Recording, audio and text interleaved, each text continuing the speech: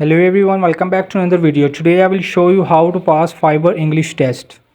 So you will have to open the browser on the Google Chrome and you can read the community guidelines of Fiverr.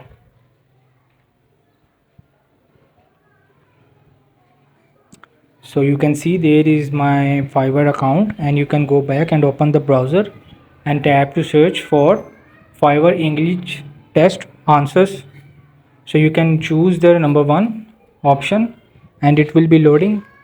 Here you can see the all questions and answers. It may be helped you.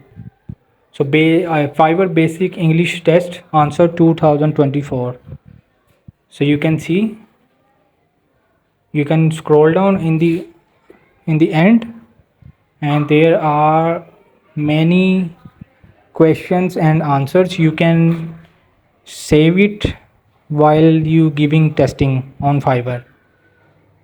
So it's help you to can't fail you in English test on Fiverr.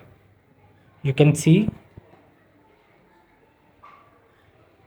there is approximately, you can preparation from there and get ready for the English test, and it's 100% you can pass on Fiverr. Hope this video help you. Please don't forget to like and subscribe and get notified for more videos.